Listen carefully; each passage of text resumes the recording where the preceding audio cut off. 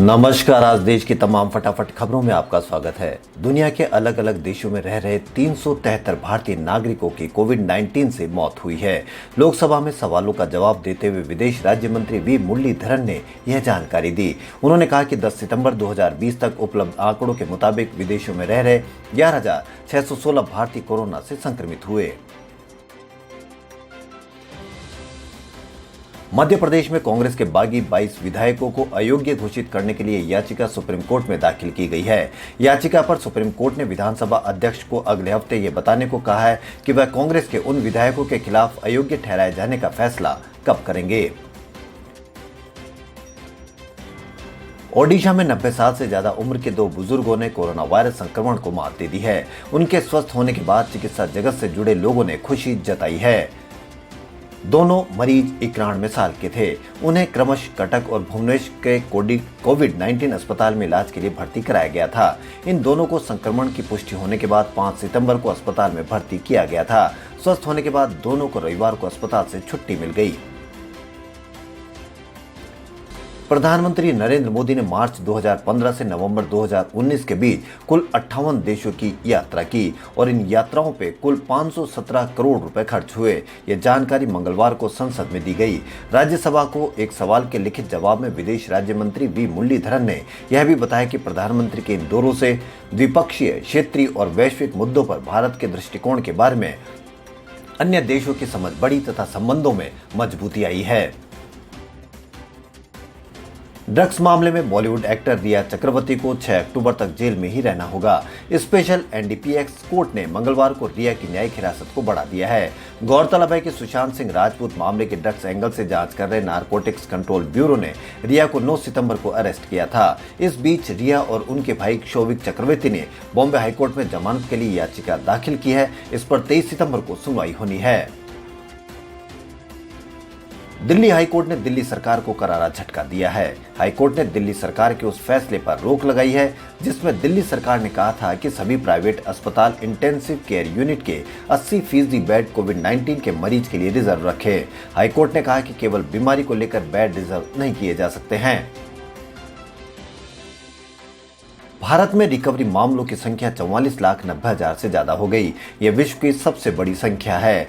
देश का recovery rate 80% से अधिक हो चुका है। पिछले 24 घंटों में देश में 1 लाख से ज्यादा रिकवरी दर्ज की गई। शनिवार हमने एक दिन में 12 लाख टेस्ट किए थे और अब तक 1.60% लोगों की मौत हुई है।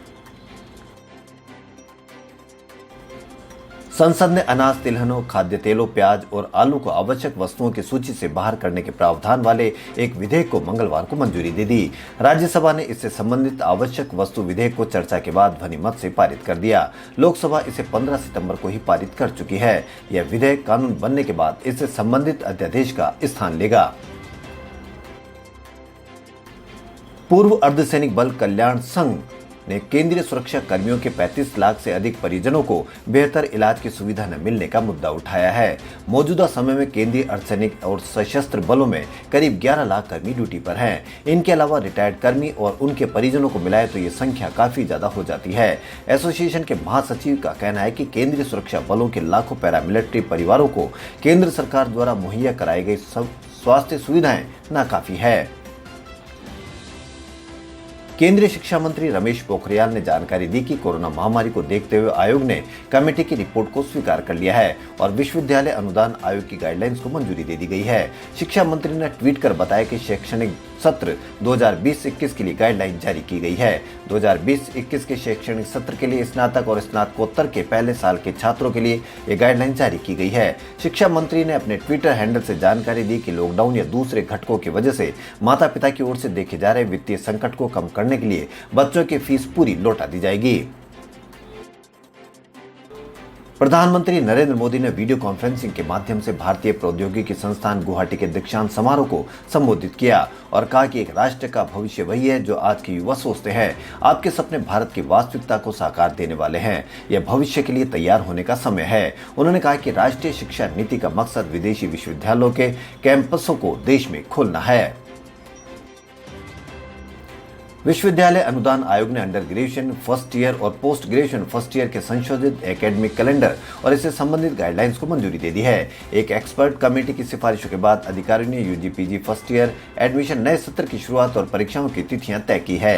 गाइडलाइंस के मुताबिक फर्स्ट ईयर के छात्रों के लिए नया सत्र 1 नवंबर से शुरू होगा।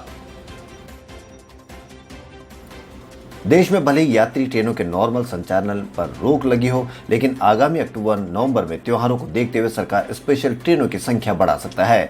सूत्रों के मुताबिक अगले महीने रेलवे मंत्रालय त्योहारी सीजन में ट्रेवल डिमांड को देखते हुए करीब 80 और स्पेशल ट्रेन चलाने का ऐलान कर सकता है। अक्टूबर नवंबर में दशहरा, नवरात्र और कई त्योहार होंगे। ऐसे में ट्रेवल डिमांड में इजाफा देखा जा रहा है।